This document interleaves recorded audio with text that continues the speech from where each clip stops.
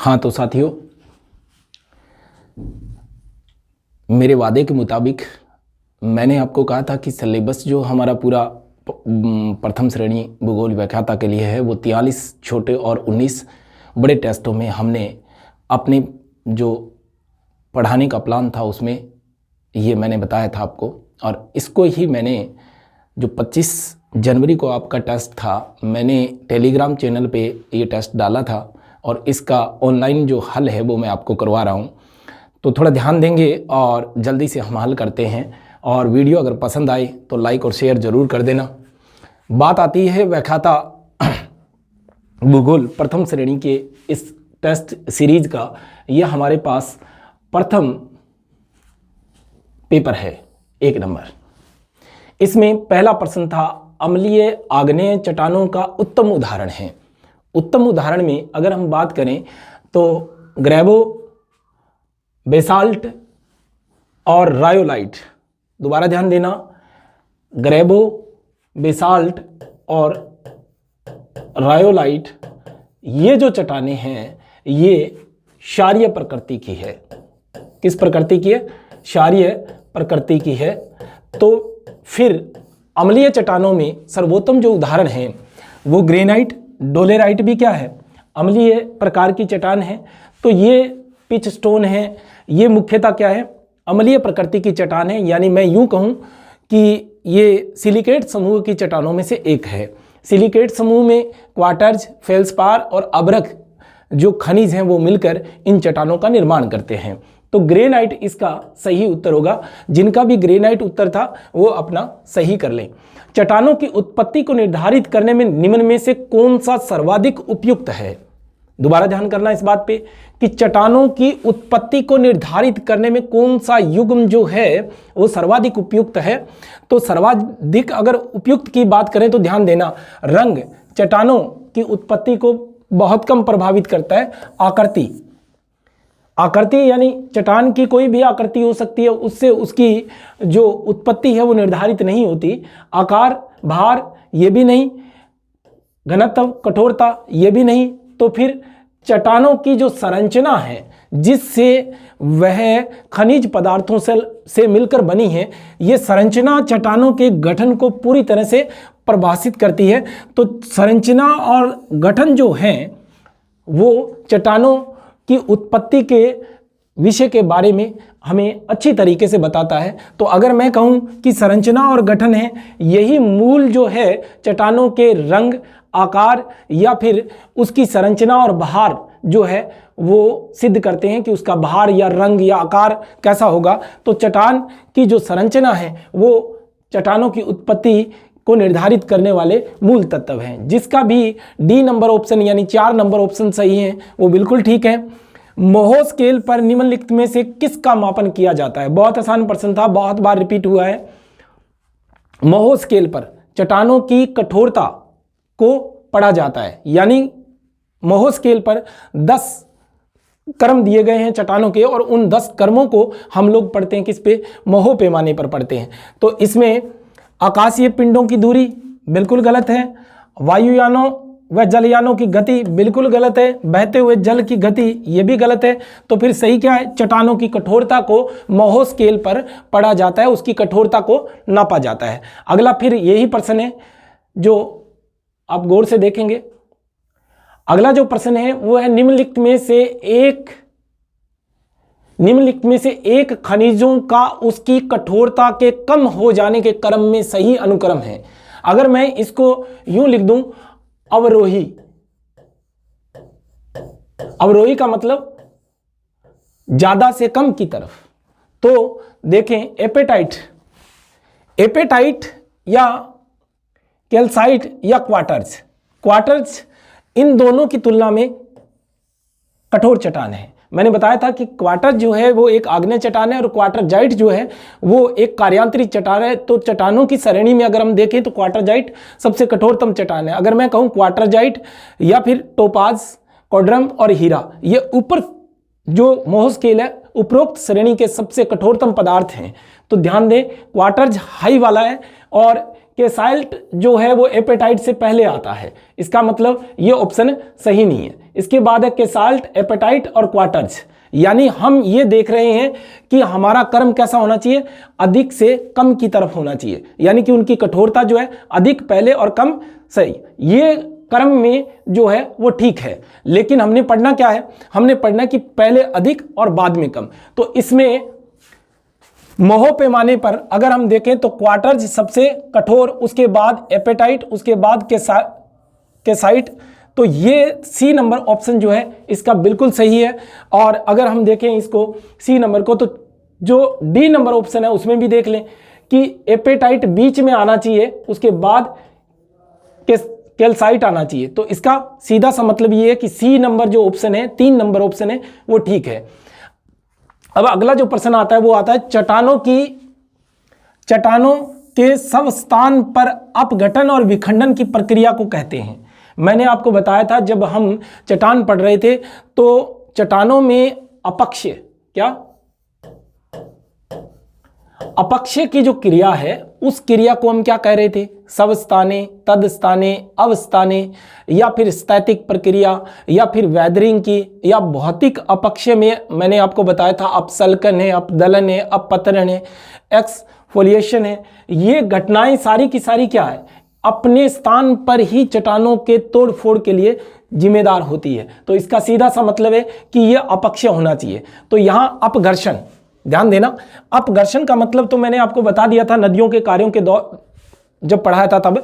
तो अपघर्षण का मतलब है जब टूल्स द्वारा किसी तली को या अपने पार्श्व जो होते हैं, दीवारें जो होती हैं, उनको काटने का कार्य करते हैं, तो वो होता है अपघर्षण, यानी कि रगड़क लगना। और अपर्दन जो होता है वो होता है जब अपक्षय द्वारा अपना काम कर लिया जाता है, तो बाह्य बलों द्वारा उस चट्टान को एक स्थान से दूसरे स्थान पर स्थानांतरित कर दिया जाता है। यानी अपर्दन का मतलब है इरेज करना, काट देना, कुतर देना, साफ कर देना। तो ये तो नहीं है, क्योंकि अपनी जगह पे नहीं होता, ये कहीं दूसरी जगह डिपॉजिट होती है। तो फिर आएगा ऋतु अपक्षय। ऋतु अपक्षय का मतलब है वेदरिंग। तो इसका सही उत्तर होगा ये। संरक्षण का मतलब इसको हम गोलीकरण भी कह सकते हैं। संरक्षण का मतलब हम इसको गोलीकरण कह सकते हैं, या हाइड्रेशन की प्रक्रिया कह सकते हैं इसे, जलायोजन की प्रक्रिया, जिसमें जल के अंदर घुलने वाले जो तत्व होते हैं वो घुल जाते हैं और चट्टान जो है धीरे धीरे कमजोर हो जाती है। तो ये रासायनिक अपक्षय का उदाहरण है, ध्यान कर लेना, ये रासायनिक अपक्षय का उदाहरण है। तो चट्टानों का अपने स्थान पर ही या सब स्थान पर ही या अवस्थान पर ही विखंडन और अपखंडन की प्रक्रिया को हम क्या कहेंगे, हम कहेंगे ऋतु अपक्षय। अगला जो प्रश्न है 6 नंबर, क्वार्टरजाइट का निर्माण होता है। तो मैंने आपको बताया था कि जब भी कोई ग्रेनाइट चट्टान होती है उसका अपक्षय होता है तो 2 तरीके से होता है। एक बार दोबारा दोहरा दूं मैं, 2 तरीके से मैंने बताया था कि ये मूल आग्नेय चट्टान है और क्या है, ग्रेनाइट है। और ग्रेनाइट जो चट्टान होती है अगर उसके ऊपर अपक्षय की प्रक्रिया जो होती है उसको तो हम क्या कहते हैं, अपदलन, अपत्तरण या फिर अपसल्कन कहते हैं। और अपसल्कन अगर उसको कहते हैं तो प्याज की भांति ये चट्टान ऊपर से कमजोर होती रहती है और फिर क्या होता है कि ये चट्टानें जो होती है वो सबसे पहले सेल में कन्वर्ट होती है, या मैं यूं कहूं कि बालू रेत में कन्वर्ट होती है, बालू रेत में। अब अगर जल द्वारा किया गया है तो भी बालू रेत है, और अगर ये अर्ध शुष्क प्रदेशों की चट्टान है तो इसके ऊपर वायु ने जो काम किया है वो भी क्या है, बालू रेत है। और अगर अर्ध शुष्क प्रदेशों में है तो ये बालू रेत कांग्लोमेरेट में, या इसको मैंने कहा था संगुटी कासम में, और उसके बाद ये कांग्लोमेरेट संगुटी कासम जो है वो किस में कन्वर्ट हो जाती है, क्वार्टरजाइट में या संगमरमर में, जिसको मैंने आप जो क्लास थी उसमें आप बेक जाके देखोगे तो बात समझ में आ जाएगी। उसको क्वार्टरजाइट भी कह सकते हो, या ग्रेनाइट पत्थर, वह पत्थर जो ज्यादातर इमारतों में, निर्माण कार्यों में काम लिया जाता है। और बालू रेत जो है किसमें, अगर पानी के नीचे आ गई तो ये बलुआ पत्थर में, किसमें, बलुआ पत्थर में, और बलुआ पत्थर वापस किसमें कन्वर्ट हो जाता है, क्वार्टरजाइट में। क्वार्टरजाइट हमारी कायांतरित चट्टानों में, जैसे मैंने चट्टानें करवाई थी, तो कायांतरित जो चट्टानें होती है वो ज्यादा क्रिस्टलीय हो जाती हैं। क्या हो जाती है, ज्यादा क्रिस्टलीय। तो बालू रेत बलुआ पत्थर में, बलुआ पत्थर जो है वो फिर क्वार्टरजाइट में कन्वर्ट होती है। तो क्वार्टरजाइट जो है किसका रूपांतरण है, यानी इसमें देखिएगा बलुआ पत्थर से रूपांतरण हुआ है चूना पत्थर से। चूना पत्थर किसमें चलता है, संगमरमर में, संगमरमर में। और ग्रेनाइट के रूपांतरण से, तो ग्रेनाइट डायरेक्ट किस में कन्वर्ट हो जाती है, नाइस में या नीस में, लावा के उद्गार से। तो लावा के उद्गार से तो आपको पता है, या तो फिर अम्लीय प्रकृति का लावा है और उसका उद्गार हुआ है तो वो ग्रेनाइट चट्टानों में, या फिर अगर वो क्षारीय प्रकृति का है तो ऊपर अगर वो लावा उद्गार हुआ है तो उसको हम बेसाल्ट कहेंगे। तो सिंपल सा इसका उत्तर था बलुआ पत्थर के रूपांतरण से। ये प्रश्न कई बार व्याख्याता में जो है रिपीट हुआ, और ज़्यादातर ये चट्टानों में यही जो प्रश्न है वो बारी बारी रिपीट हो रहे हैं कि इनके रूपांतरण पूछे जाते हैं। सिर्फ आईएएस का या बड़े लेवल के जो प्रश्न होते हैं उनमें कथन दिए जाते हैं और उन कथनों की सत्यता को परखना होता है, कथनों की सत्यता को परखना होता है। 2-4 प्रश्न मैंने ऐसे इसके अंदर शामिल भी किए हैं जिससे उनकी सत्यता जो है वो परखी जा सके। अगला उदाहरण है क्षारीय आग्नेय चट्टानों का उत्तम उदाहरण है। तो क्षारीय आग्नेय चट्टानों का उदाहरण क्या है, बेसाल्ट। ध्यान दें, ग्रेबो, क्या ग्रेबो, ग्रेनाइट, डोलेराइट। यहां दोनों का ध्यान देना है कि ये दोनों की दोनों क्या हैं, ये हैं अम्लीय प्रकृति की है, लेकिन ये दोनों क्या हैं, क्षारीय प्रकृति की है। और क्षारीय प्रकृति में मैंने क्लास में भी बताया था कि बेसाल्ट है या ग्रेबो है या गैब्रो, जिसको कई बुकों में लिखा हुआ है ग्रेबो या फिर बेसाल्ट। तो बेसाल्ट जो है वो एक उत्तम उदाहरण है। मैं ज़्यादा लंबी व्याख्या नहीं कर रहा हूँ ताकि वीडियो लंबा ना हो। सीधी सीधी क्लास में अगर आपको ये बात थोड़ी कम समझ में आती है तो क्लास में बैठ जाके आप देख सकते हो। इसके बाद है निम्नलिखित में से अवसादी चट्टान अप्रवेश्य है, और ये मैंने विशेष फोकस करके आपको बताया था कि अप्रवेश्य का मतलब है जो अवसादी चट्टान है उनकी मूल विशेषता क्या है कि वो प्रवेश्य होती है, छिद्रयुक्त होती है, वो स्पंज की तरह अपने अंदर जो है तरल पदार्थों को समाहित करके रख सकती है, जैसे कि जल है, या अवसादी चट्टानों में ही पेट्रोलियम जैसे पदार्थ पाए जाते हैं। तो मुख्यतः बात यह आती है कि अवसादी चट्टानों में अप्रवेश्य है। इसके लिए मैंने एक शब्द आपको बताया था, वो था मृत्तिका। क्या, मृत्तिका। अब इस मृत्तिका को थोड़ा समझ लेना, कई लोगों को नहीं पता है इसका। मृत्तिका जो होती है उसको या तो हम क्ले कह देते हैं या फिर इसको काओलिन भी कह देते हैं, काओलिन या मुल्तानी भी कह देते हैं, या फिर इसी क्रम में होती है चीका। चीका मिट्टी जो है वो इस तरह की मिट्टी है जिसके कणों का आकार जो है लगभग 1/256 mm से छोटा होता है। अब अगर छोटा होता है तो जब भी ये भीगती है तो इसके कण फूल जाते हैं और इसके अंदर से पानी या जो तरल पदार्थ होता है वो प्रवेश नहीं कर पाता। तो एकमात्र एक ऐसा उदाहरण है मृत्तिका का, या इसको काओलिन के नाम से या मुल्तानी के नाम से या फिर चीका के नाम से परिभाषित किया जा सकता है। तो थोड़ा ध्यान करना इस बात पे। बेसाल्ट है, बेसाल्ट तो आग्नेय चट्टान है, चूना पत्थर है, ये प्रवेश्य है, और बालू रेत है वो तो एकदम प्रवेश्य है, क्योंकि बालू रेत में जल धारण करने की क्षमता बिल्कुल कम होती है। दोबारा ध्यान देना इस बात में, सर्वाधिक जल धारण करने की क्षमता होती है मृत्तिका मिट्टी में। अब शायद कई लोग ऐसे हैं जिनका विचार उल्टा जा रहा होगा इस बात पे, दोबारा ध्यान दो इस बात पे। मैं कह रहा हूं कि बालू रेत में जल धारण करने की क्षमता बिल्कुल कम होती है। इसका मूल कारण ये है कि ये असंगठित मृदा होती है, और असंगठित मृदा जो होती है उसके अंदर जैसे ही जल आप ऊपर से डालोगे वो नीचे से निकल जाएगा। और जो मृत्तिका मिट्टी होती है या चीका या काओलिन जो मिट्टी है, जिसको इस काओलिन मिट्टी को कई बार चीनी मिट्टी भी कह देते हैं, ध्यान कर लेना इस बात पे, चीनी मिट्टी, इसको एक बार भिगो दिया जाए तो लगभग 40 दिनों तक ये सूखती नहीं है। इसका मतलब जल को धारण करने की जो अधिकतम क्षमता है वो किसमें, मृत्तिका मिट्टी में है। अब बात आती है, अगला प्रश्न सुमेलित करना था, निम्नलिखित में से सुमेलित कीजिए। अब एक तरफ जो है मूल प्राथमिक चट्टानें हैं, प्राइमरी रॉक्स है, आग्नेय चट्टानें हैं, दूसरी तरफ उनके रूपांतरित रूप हैं। यहाँ जो रूपांतरित रूप दे रखे हैं वो आपके सोच पर डिपेंड करेंगे कि एक तो सीधा का सीधा, जैसे मैंने चट्टानों में पढ़ाया था कि एक आग्नेय चट्टान बिना किसी अपर्दन कार्यों के सीधी रूपांतरित हो जाए तो वो रूप अलग होगा, और अगर उसके ऊपर अपर्दन कारकों ने काम किया है, बाह्य बलों ने काम किया, तो उसके रूपांतरण थोड़े अलग होते हैं। तो इसमें से आपको पहचानना है कि कौन सी चीज जो है किस रूप में रूपांतरित होगी। तो यहाँ बेसाल्ट जो है वो तो सिंपल सी बात है कि किसके साथ, एम्फीबोलाइट के साथ कन्वर्ट हो जाएगी। अब बात देखें सैंडस्टोन, यानी कि ये बलुआ पत्थर है, बलुआ पत्थर। तो बलुआ पत्थर किस में कन्वर्ट हो जाएगा? क्वार्टरजाइट में। अब सेल जो है वो स्लेट में कन्वर्ट हो जाएगी, और जो ग्रेबो है वो किस में? एपिडायोराइट में हो जाएगा। यहां जो शब्द उठाया गया, ध्यान करना, ग्रेबो को मैंने बताया था आपको कि सर्पेटाइन में कन्वर्ट हो जाता है, तो यहां एपिडायोराइट में ये कन्वर्ट हो जाता है। अगर आपको एक आधा शब्द ऐसा होता है जो सुना सुनाया नहीं है या कहीं पढ़ने में नहीं आया है, तो अगर 3 आपको आ रहे हैं तो चौथा अपने आप मैच कर जाएगा। तो मैं क्या लिखूं इसके साथ कि पहले के साथ 2 लिख दूं, और दूसरे के साथ 1, और तीसरे के साथ 4, और चौथे के साथ मैं लिख दूं 3। इसका सही उत्तर होगा डी नंबर ऑप्शन, यानी कि 2, 1, 4, 3। अगला जो प्रश्न है वो बहुत ही आसान है। अब क्या पता मुझे आसान लगते हैं या आसान है ये प्रश्न। निम्नलिखित में से कौन सी कायांतरित चट्टान है? कायांतरित, रूपांतरित। तो कायांतरित चट्टानों में अगर हम देखें तो ग्रेनाइट तो क्या है? प्राइमरी रॉक्स हैं। बेसाल्ट भी क्या है? प्राइमरी है। सेल क्या है? अवसादी है।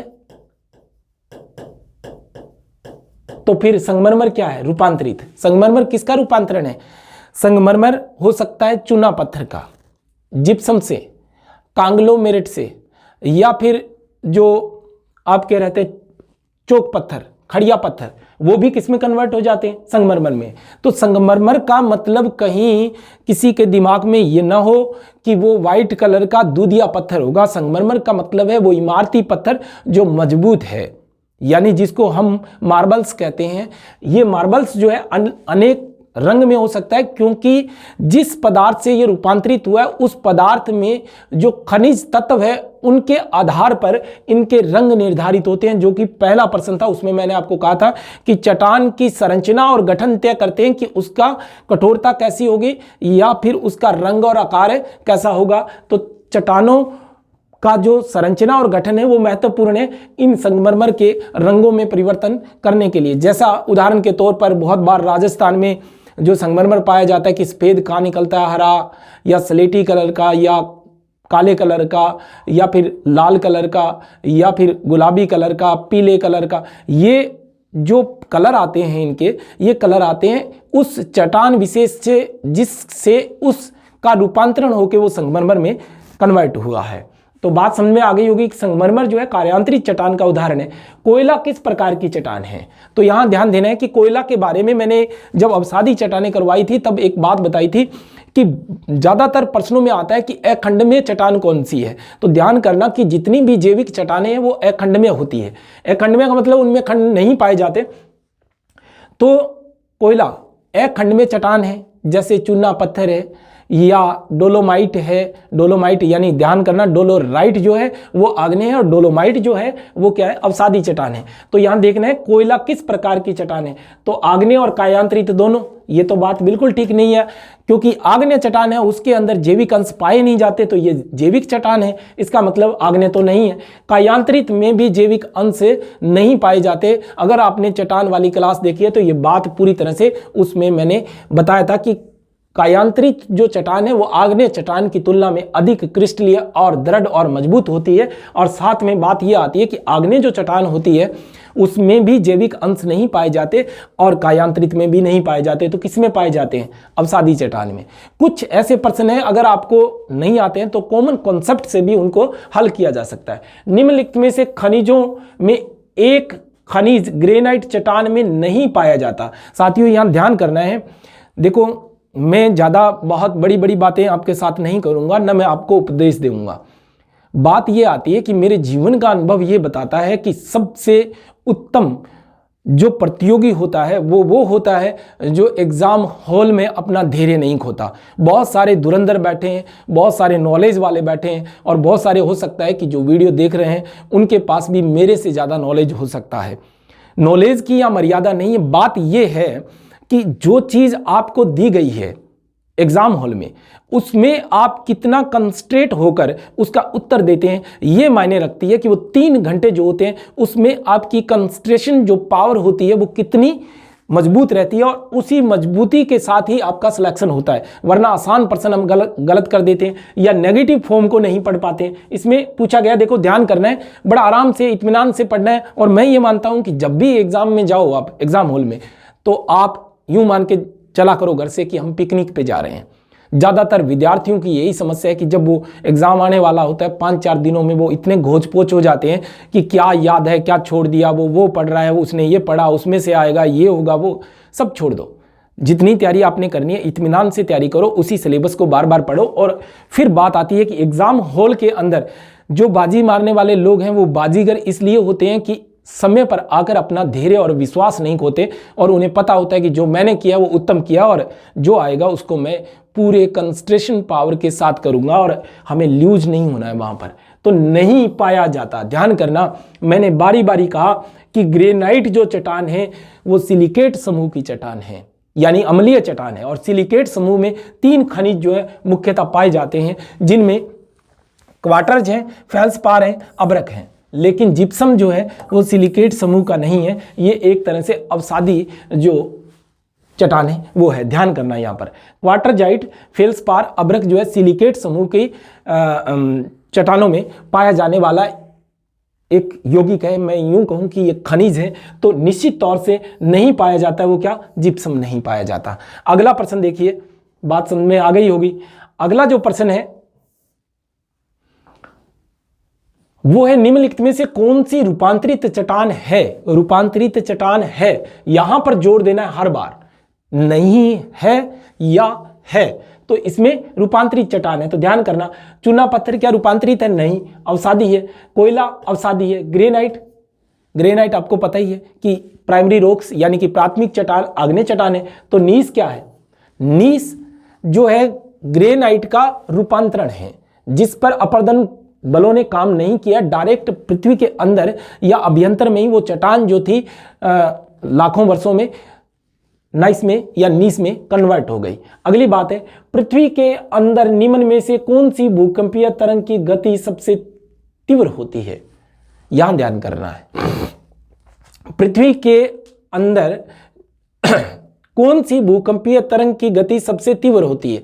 यानी कि किसी भी भूकंपीय तरंग, यहां टेक्निकल फॉल्ट है थोड़ा प्रश्न में, यानी कि कौन सी अवस्था में भूकंपीय तरंगों की गति सर्वाधिक होती है, ये होना चाहिए था। तो इसमें मैंने आपको बताया था कि किसी भी ठोस में चाहे वो कोई सी भूकंपीय तरंग हो, उसकी गति ज्यादा होगी। दोबारा ध्यान करना इस बात पे, किसी भी ठोस में कोई भी भूकंपीय तरंग हो उसकी गति ज्यादा होगी, लेकिन फिर भी प्राथमिक पी जो तरंगें होती है उनकी सर्वाधिक गति किस में होती है? ठोस में होती है। तो इसका सही उत्तर क्या था? ठोस, यानी कि गैस या द्रव में उसकी तुलना में कम होती है। लेकिन यहां बताया था कि द्रव में एस तरंगे जो है वो पहुंचती ही नहीं है या गुजर ही नहीं सकती। इसका मतलब ये है कि द्रव और गैस में इनकी गति कम और ठोस में सर्वाधिक होती है। लेकिन तीनों तरंगों की तुलना में जो पी तरंग होती है वो सर्वाधिक गतिशाली होती है। इसमें पृथ्वी की ऊपरी परत क्रस्ट और मेटल के बीच में कौन सी असंबद्धता पाई जाती है?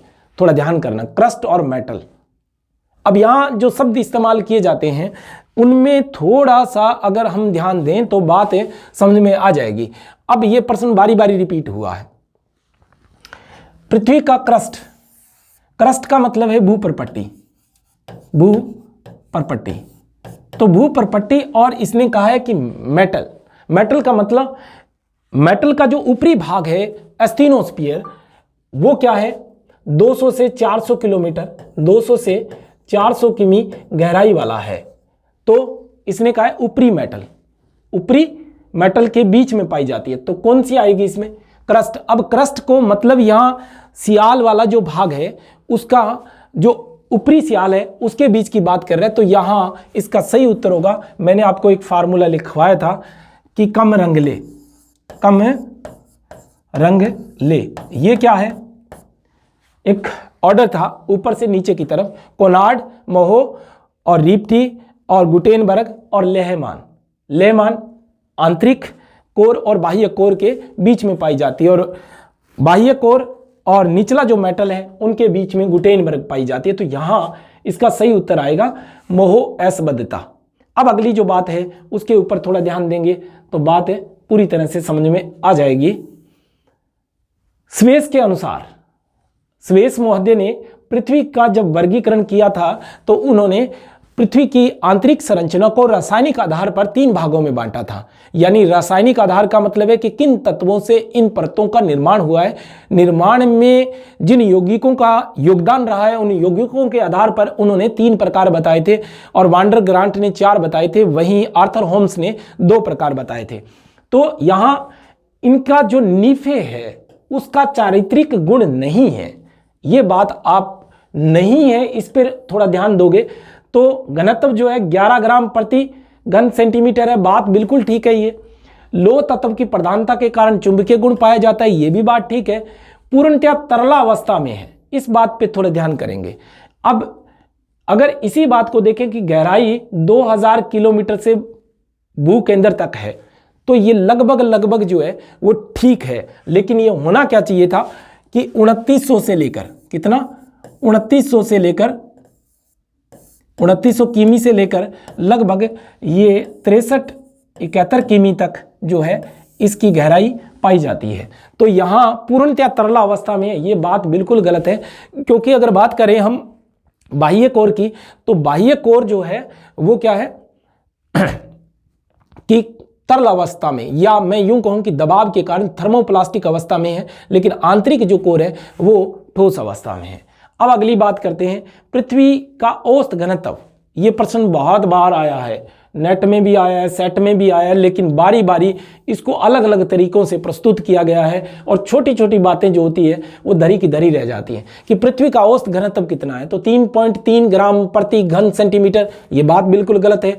13 ग्राम प्रति घन सेंटीमीटर ये आंतरिक जो कोर है उसका पाया जाता है, इनमें से कोई नहीं, ये तो बात बिल्कुल गलत है। तो फिर 5 पॉइंट, कई बार तो ये आ जाता है ऑप्शन में 5.5 ग्राम सेंटीमीटर क्यूब, और कई बार ये पूरा का पूरा दिया गया है, सेट एग्जाम में पूरा का पूरा दिया गया था। और उसमें ऑप्शन ध्यान करना कि जब आता है तो बड़े करीब के 5.514, 5.513, 5.51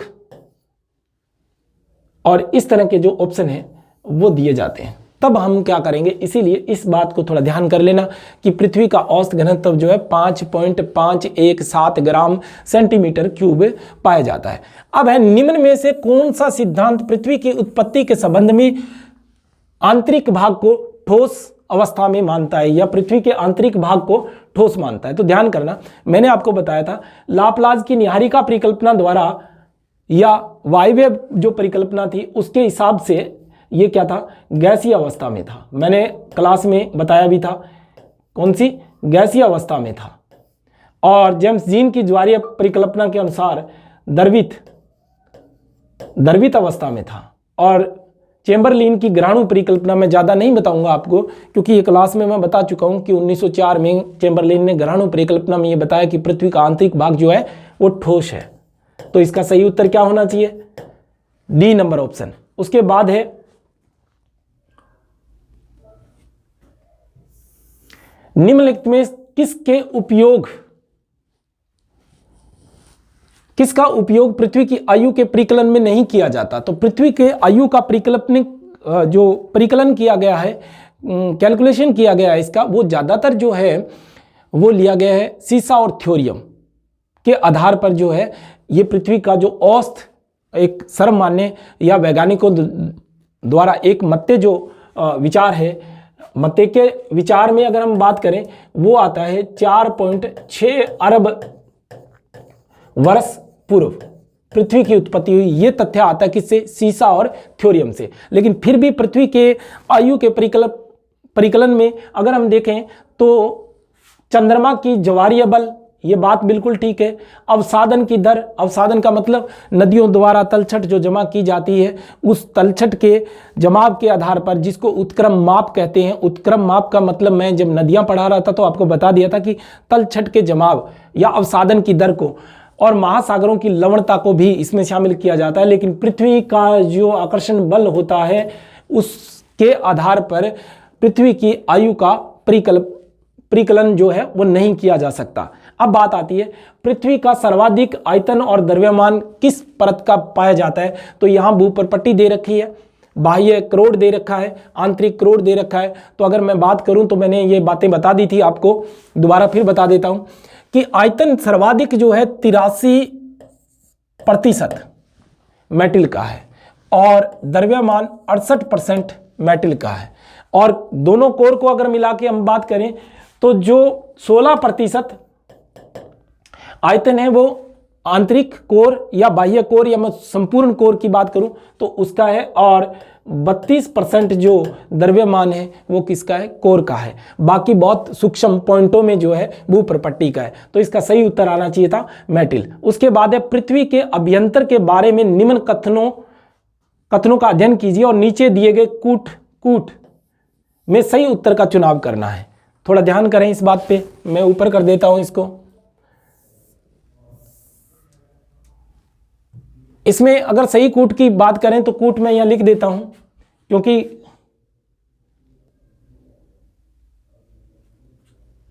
लिखा हुआ कूट कोई बात नहीं है,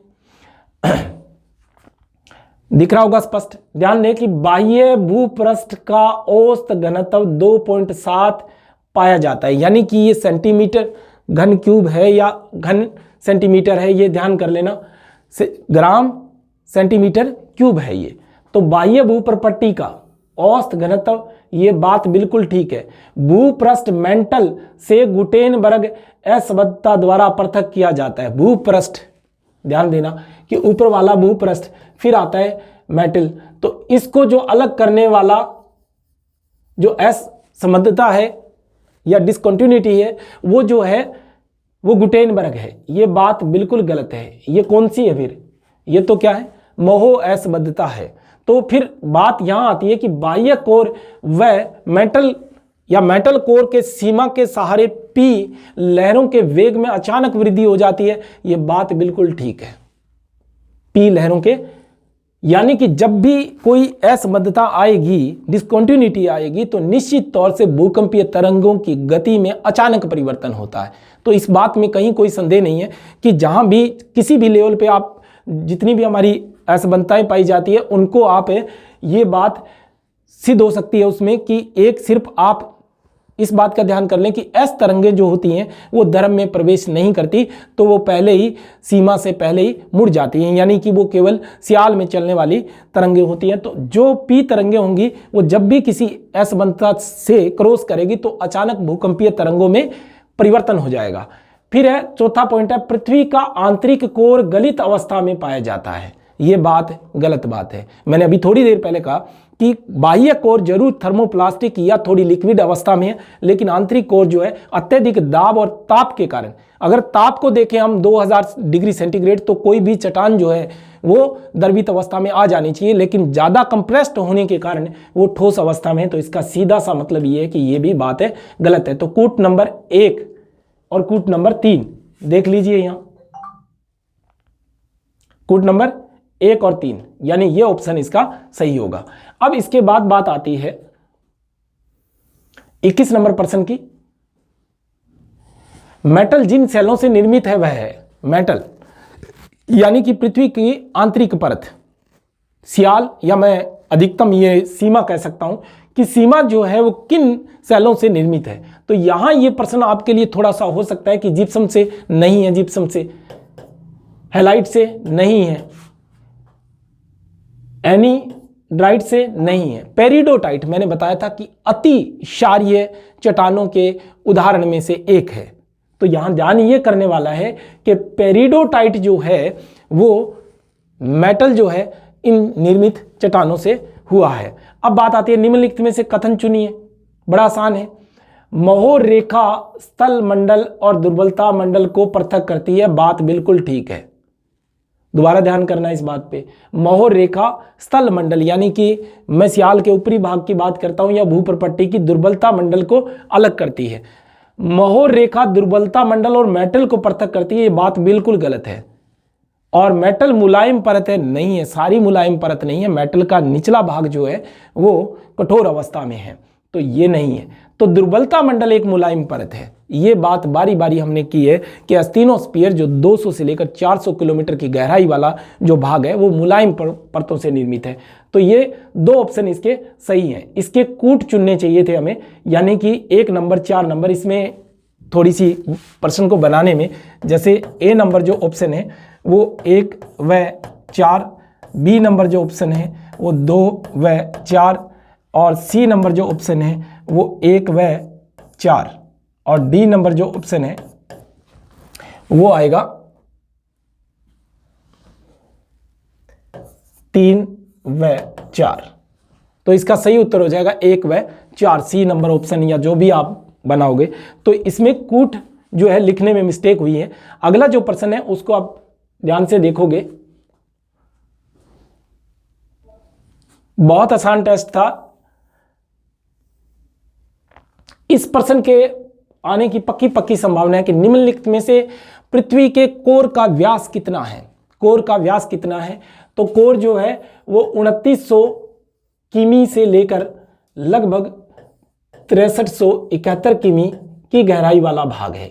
तो आपने ये अंतर निकालना था, और अंतर कितना आ रहा था? 3471 किमी उसका जो है त्रिज्या है, किसकी? कोर की। तो व्यास दुगना हो गया, तो 6942 किलोमीटर आना चाहिए था। ये ध्यान करना आपने कि पृथ्वी का भूमध्य रेखीय जो व्यास है, मैं ज़्यादा लंबी नहीं कर रहा हूँ क्लास, नॉर्मल क्लास। आपको पता है कि पृथ्वी का भूमध्य रेखीय व्यास 12754, और जो ध्रुवीय व्यास है वो जो है थोड़ा कम है, 12713। यानी कि ये आरएस एग्जाम में भी कई बार आया है प्रश्न, जीके के तौर पे भी और सब्जेक्ट में भी, कि ध्रुवीय व्यास और जो भूमध्य रेखीय व्यास है उनके अंदर कितना अंतर है? तो 43 किलोमीटर का अंतर है। कितना? 43 किलोमीटर का अंतर है। ये बात बहुत बार आ चुकी है, तो थोड़ा ध्यान कर लेंगे इस बात पे। भूकंपीय छाया क्षेत्र में हम कौन सी तरंग को देख नहीं सकते?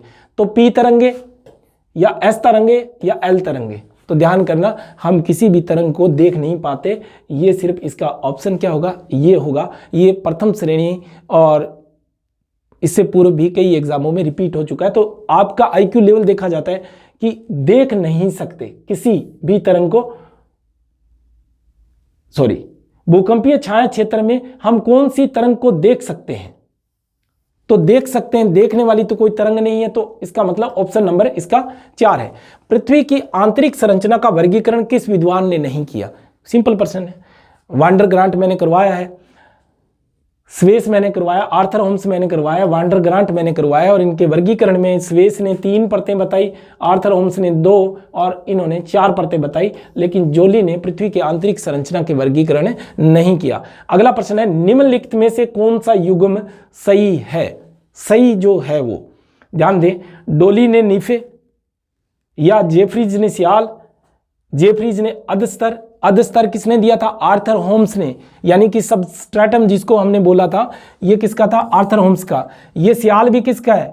स्वेस का है। नीफे भी किसका है? स्वेस का है। तो सही ऑप्शन क्या है इसका? 1 नंबर। अब साथियों ये था हमारा पेपर, और अगला जो टेस्ट है वो 27 जनवरी को जो है वो होगा। 2 जो टेस्ट के लिए आपका छोटे वाला दूसरा जो टेस्ट है उसमें आपका जो सिलेबस है वो रहेगा भूकंप और ज्वालामुखी, और गजब का टेस्ट मैं लेके आता हूं। लेकिन आप लोग जो हैं टेलीग्राम चैनल को अवश्य सब्सक्राइब कर लें, और उसके ऊपर इन पेपरों को हल करेंगे। और जितना जल्दी हो सका, आपके जो सवाल रहते हैं कि सर ऐप कब आ रहा है, जितना जल्दी हो सकेगा ऐप पर ये सारी चीज़ें आपको ऑनलाइन हल करवा दी जाएगी। धन्यवाद। जय हिंद, जय भारत।